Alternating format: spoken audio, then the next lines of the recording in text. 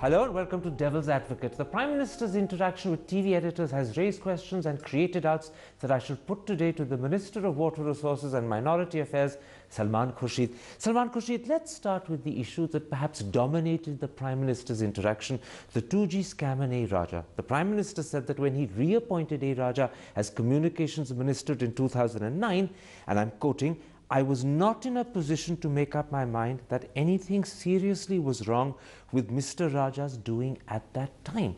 But that's bizarre, because as far back as November 2008, Sitaram Yechuri had written to the Prime Minister making him aware that Swan and Unitech had made windfall profits.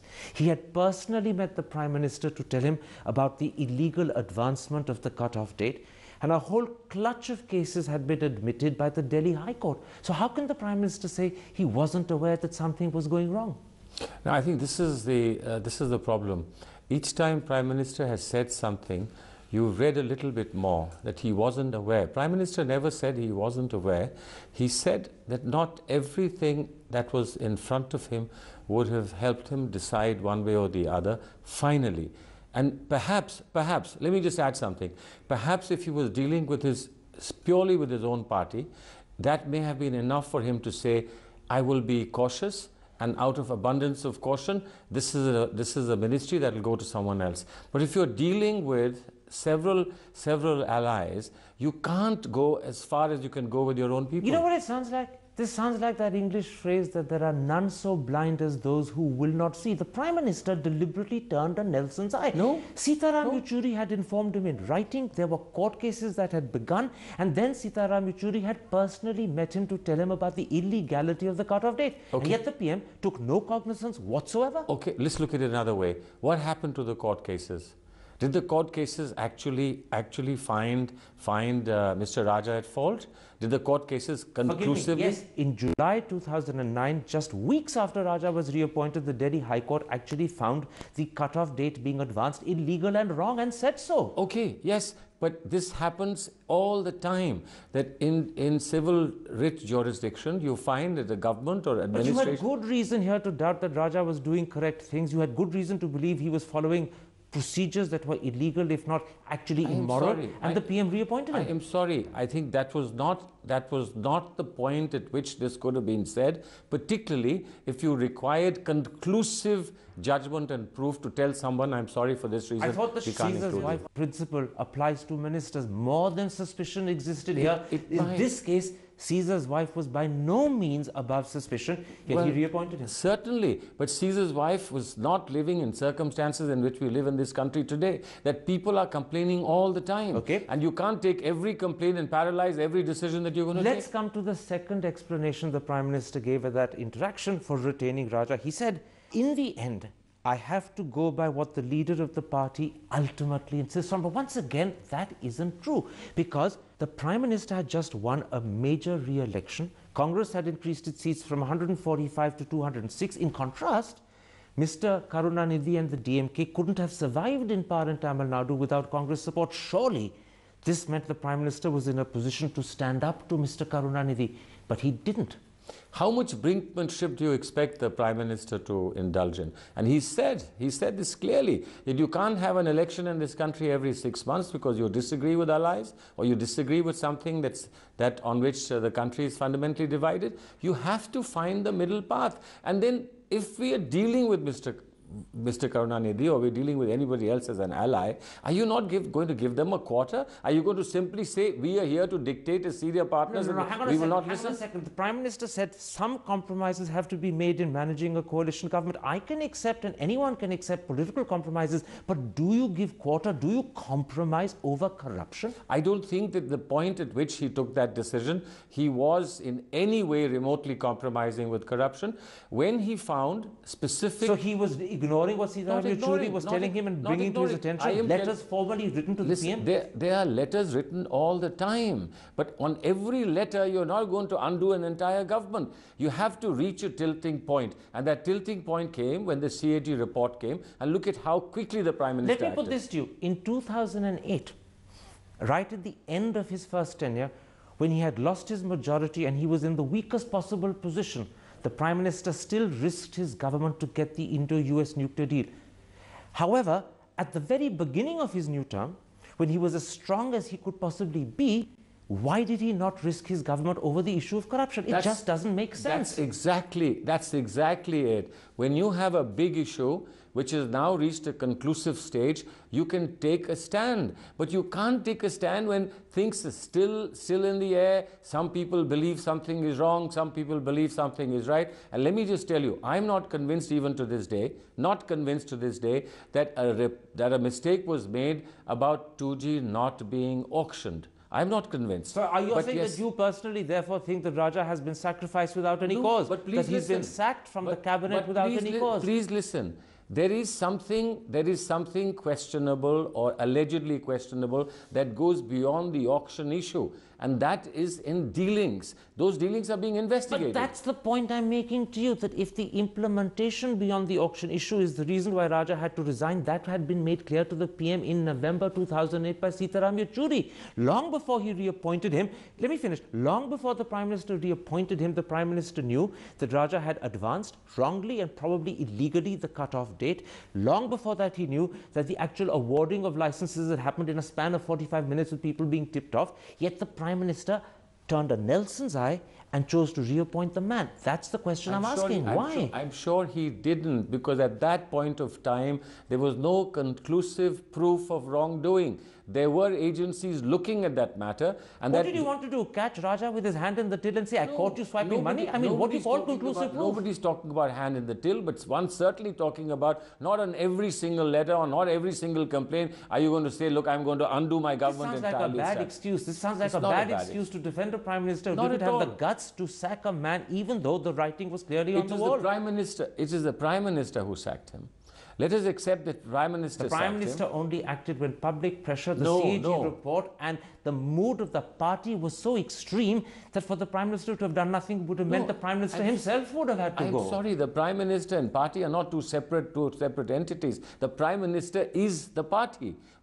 He's the leader of our party in Parliament. Sonia Gandhi is the leader of your party. She's the leader of the coalition, but Prime Minister leads the party in Parliament. Let's come back to something else the Prime Minister said about ministers and corruption at that interaction, which is possibly even worse. When explicitly asked whether he was frustrated that he was surrounded by corrupt men, the Prime Minister said, things are not entirely the way I would like them to be. That's an astonishing thing to say, because it's tantamount to accepting that he has corrupt people in his government. I don't think he ever conceded that he has corrupt people in his government. But this was an exact answer to that question. Please understand, for him to say, I would want things to be better, for him to say that I would have been happier if some of these things hadn't happened, I would have been better placed to talk to you if these things hadn't happened. That's not an admission. For God's sake, you want a dialogue and a conversation with the Prime Minister, and you don't want the Prime Minister to say anything at all? That's not fair.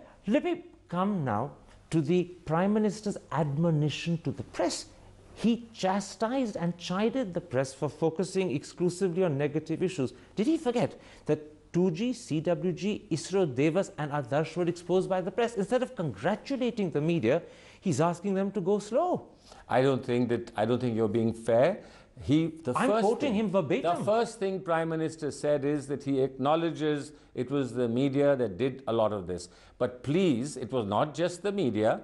Let's be clear. A lot of this has to do with RTI. A lot of this has to do with open and transparent government that we've insisted upon, and we are not regretting that we've insisted upon it. So give us credit where it's due. Salman Khurshid, the Prime Minister, went beyond chastising the media. He actually then made a further point. He said that because of the media's focusing on negative issues, the confidence of the people of India was being undermined. That is not only untrue, it's baloney. If confidence is undermined in India today, it's because of the response of the government to corruption and the perception of the Prime Minister's weak leadership. The one institution that gives people confidence is the media, because it seems to be working. Sorry, look, I don't want to run the media down, but there are a lot of questions about the media as well. And these questions about the media have come in the same spectrum, band and so on, of issues that have come in recent months. So all of us have to look within and ask ourselves, are we being fair? And who exposed those questions about the media? You're talking about two of my colleagues who were involved on the Neera Raja tapes. I'll say to you if you want to be delicate about it, but who exposed it? The media did. Open Magazine did. Outlook did. So once again, serious? the media cleansed itself. Look, are you serious? Were you being handmaidens to corporate wars, or were you doing something? Who exposed it? Just as the media exposed the government's foibles in CWG and 2G, the media exposed itself. And we are saying thank you, and you exposed yourself. Yes, no, but you're not saying thank you. The Prime Minister was saying go slow. In fact, the Prime Minister was blaming the messenger. No, not at all. The Prime Minister was saying, a lot of things have gone right as well. Can we please talk about... I mean, the media spent the entire dialogue on issues that were irksome to all of us. Why could they not sort of talk about some positive things Because as well? It's the negatives that deserve attention in case the government runs away from them. Remember, this is the first time the Prime Minister was speaking about the scams that have bedeviled your government since August, September. Till then, he's been silent. Therefore, when he speaks, that is going to be the focus of attention. Well, he's not complaining that should be the focus of attention, but all he was doing is that he was appealing to say there's a lot going right in this country. For God's sake, can we talk about some of that as well? 2 questions on what is going right would have helped. I think it would have been a fair dialogue. Let's take a break at that point. Let's come back and ask, what's the image of the Prime Minister that emerged from that interaction with TV editors? That's in a moment's time. See you after the break.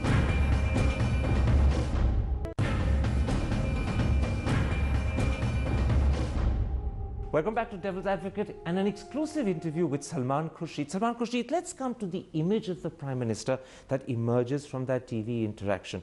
He seemed to blame everyone else and he was reluctant to accept any, not even a modicum of personal responsibility. That's not leadership. Well, that's not fair. That's not fair. Every single paper seems to say that. I am sorry, but the papers didn't get it right then. I saw the entire press conference and he said that you have to take responsibility. I do take responsibility. I think that it was a wonderful... Forgive me. You say he takes responsibility. He blamed 2G squarely on Raja. He blamed corruption on coalition politics. And when it came to the ISRO-Davis deal, even though he heads the Department of State himself, he wouldn't accept that either he or his office had anything to do with it. So once again, he refused to accept responsibility even where he is himself the minister. Not true. He clearly said, I am here, I take responsibility. And the very fact that he was talking to the media was because he's taking responsibility. But what is important is that he'll take responsibility for what he must, not for things that you insist that you... Let me quote to you what the Hindu said in its leader the next day. This amounts to evading the key issue of prime ministerial accountability for high-stake cabinet decisions in a parliamentary form of government. The Hindu has admonished him for shelving blame to others, passing it to others, and not accepting that as Prime Minister the buck stops with him. I'm sorry, but can I disagree with Hindu?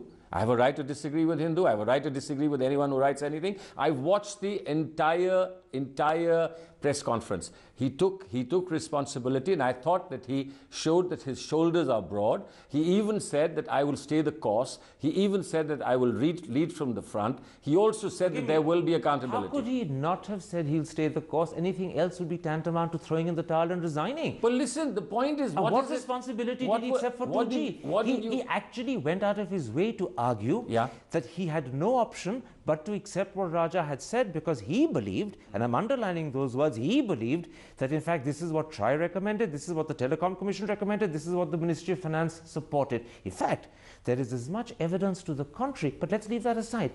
What the Prime Minister did was to absolve himself of connection and responsibility. He wasn't shouldering it, he was escaping it. I don't think he was escaping at all. Did the press come to a bullfight, or did they come to a Prime Minister's interaction?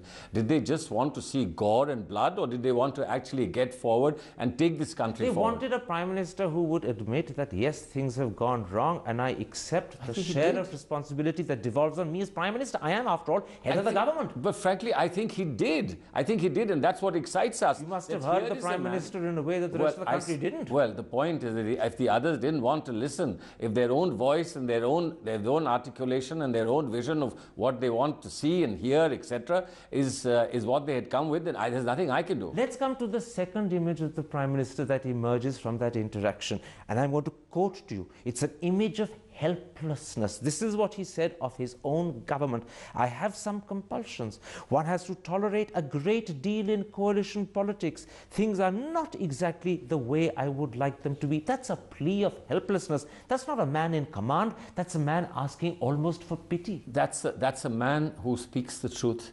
That's a man who doesn't evade. That's a man who tells you what we all know to be the substance of coalition politics in India. This is the truth. The Prime Minister is so weak, he can't have the government he wants. The Prime Minister is so weak, he can't admonish his ministers, he can't change them. He's so weak. Not weak. He never said that. And he came to the press conference after changing ministers. He came to the press conference and said, I will change more. I will do a larger reshuffle. He reiterated that. What more do you want from a Prime Minister? Even this business, now it's a bit of an aside, but I'm going to go into it, that he came to the press conference saying, I will do more and I'm going to change more ministers. He's been promising cabinet reshuffles since the 8th of September when he met newspaper editors. Yeah. He came up with a reshuffle 3 weeks ago, which he himself has gone on record to say is not the full and complete exercise, but he still can't actually do the full exercise. That's not a man in control. That's a man delaying, prevaricating, and perhaps avoiding. No, that's because you've got your TRPs, you've got your announcements, you have your program schedule, and you want to run the program on a particular day. Well, the Prime Minister is not going to oblige you. He will do it when he feels is the right time. Let me tell you what is the problem with this attitude of helplessness that the Prime Minister conveyed. It completely undermines his own claim that he's dead serious about tackling corruption. If he keeps pleading helplessness, this dead seriousness is not very effective. I am sorry. Just see what has happened since the press conference. Look at what has happened. First time in this country that a serving minister has been asked to step down, and now he finds himself in prison. Tell us anywhere. Surely those were actions that happened under the authority and the force of the Supreme Court. It's when the Supreme Court stepped in that the CBI started to act. For a whole year before that, the CBI may have filed an FIR, but it was about unnamed people. The credit goes to the Supreme Court, not the government or the Prime Minister. You can argue this. You can argue this in any way. I ask myself, why did the Supreme Court take so long to do this? Surely the petitions were before the Supreme Court in different forms, but there is a proper time for the courts, for the government, for agencies, proper time to do something, and I think you have to accept Let me put to you the bigger problem with the attitude and plea of helplessness, and that's how the whole country heard the Prime Minister. I'm not accepting it. At the end of the day, the Prime Minister is the CEO of the country. He's arguably the most powerful man in the country, yet if he pleads helplessness, where does that leave India as a whole? Listen, how many times are you going to repeat pleading helplessness? He didn't. Well, what was this? Didn't. I have some compulsions. One has to tolerate a great deal in coalition politics. Should you not? Should you not tolerate? But you don't tolerate corruption. If you have to. And when you're strong, you just won an election. And when you know that the DMK has to live with you because they can't afford to break, you're so powerful, you can say, sorry, I'm not having Raja. What we know and what we will do is for the leadership to take a final call on. But he did not say he will tolerate corruption. He has not tolerated corruption. He has taken action, and you will see in the months to come how much action is taken. But of course, corruption is not just the responsibility of government alone. The Supreme Court is setting right a lot of things. Corruption has to be in government. The prime responsibility of the Prime Minister who creates the government, and if the Prime Minister is prepared to tolerate it, it undermines confidence in Dr. Manmohan Singh. I'm sorry, he is not. He is not prepared to tolerate corruption. I am telling you He ended his interaction with the words, we shall overcome, we shall prevail. But the Prime Minister's self-confessed helplessness means most people think this is just empty words. Once again, you've repeated the same phrase, and I'm sorry. Someone who says we shall prevail, we shall overcome. Now, it's another matter that it's not a Churchillian style speech, but it is the Prime Minister. The Prime Minister, the way we love him, quiet, gentle and comforting person, and I think that's the way you should see him. All right, I'll leave you the last word. A pleasure talking to you, Salman Khurshid. Thank you.